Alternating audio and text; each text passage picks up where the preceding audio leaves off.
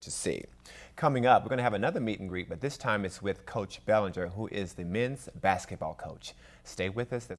Here at the post office, they're going to try to make this day a little less taxing for people that are looking to file their late tax returns. And the morning may not be too good for those if they haven't filed already. Now, that Sunday morning, 11-year-old Denise McNair and 14-year-old Addie Mae Collins, Carol Robertson, and Cynthia Wesley all lost their lives here. Definitely, Sheila, the second major fire here in Birmingham. Right behind me here, we're in the 2400 block of 12th Avenue North. This house you see behind me here, neighbors tell me that it has been vacant for more than a year, but the fire broke out here about 45 minutes ago, and from what some of the people are telling me, that there are some vagrants who have been living here for the past year or so, and if you can see some of the video for how the scene really looks right now. Well, Janice, we're here at just southbound Mount Olive Road here at I-65. That collision involves 4 vehicles, and it is a fatal collision. As you can see behind me, the vehicles are still out here. Now, this is what witnesses tell me, that the gray car was northbound on I-65, somehow crossed the median and ended up going head-on into southbound traffic. Let's show you some of the video from just moments ago. The driver of the gray car, we are told, has died in this accident. The truck you see right in front of the gray car, that person has also been life flighted to a local hospital.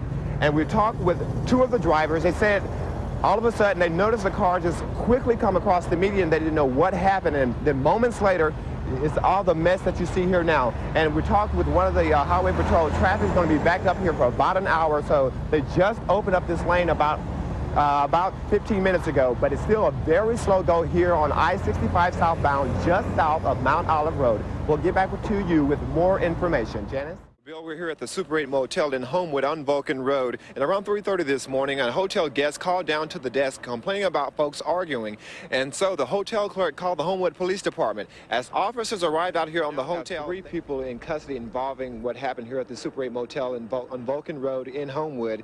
Now, around 3:30 this morning, the desk clerk called the Homewood Police Department after a guest said that she heard a lot of people fighting and arguing. Police arrived down here, and they heard Bill, this house you see right behind me is possibly a 2-alarm fire. It belongs to Wesley and Tricia Ann Williams. Now, the fire broke out in the rear portion of the house, and it quickly spread upstairs where it trapped the other resident who lives upstairs. Let me tell you, a miraculous escape. Now, the person, his name is Dave Owens. If you can see this chain ladder here, he had to escape through that a small window and come down that chain ladder because of the fire was so immense.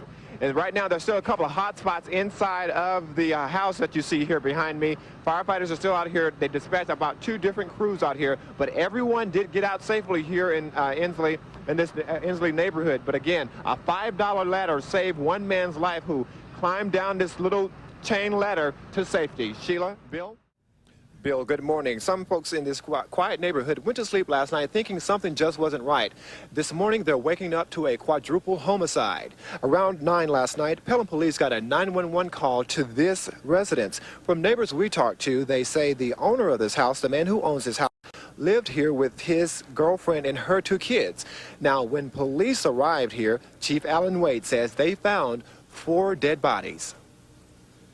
We're presently investigating the case. We have our evidence technicians and our detectives. They're being assisted by the Alabama Department of Forensic Sciences. At this point in time, that's all I can tell you. Now, Chief Wade did confirm this about the 4 bodies that are still in this house right behind me. 2 of the bodies belong to adults and the other 2 belong to children. And they have not released the names of the victims nor the causes of death. Bill? Michael, in life, there's 2 things that you can count on. That's death and taxes. But today we're talking about the latter. And the U.S. Postal Service, they do have a plan to handle the tax maddening for those procrastinators who are waiting late to file their tax returns.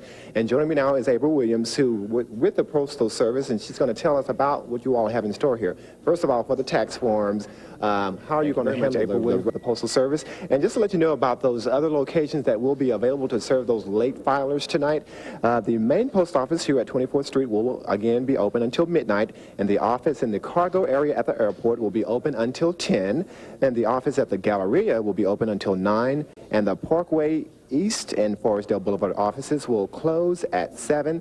And again, the main post office here will have 5 locations for tax forms available for you, and they'll also have some tax tips here, free advice. I'll tell you a little bit more about that coming up in Good Day, Alabama. Murder has happened here at Metropolitan Garden Apartments, which is right across the street from the downtown post office. We're told by Birmingham police around 4:45 this morning, a man living in apartment 503B opened up his door apparently to someone that he knew.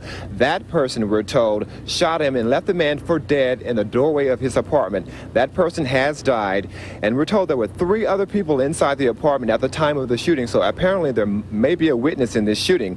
Now, someone who knows the victim has told me that the person who is dead shares the apartment with his brother. But right now, police say something is very strange about this, since the person must have known who shot him, and also there's no sign of forced entry to the apartment. So again, we have a murder here at the Metropolitan Garden Apartments, which is right across from the downtown post office. Janice?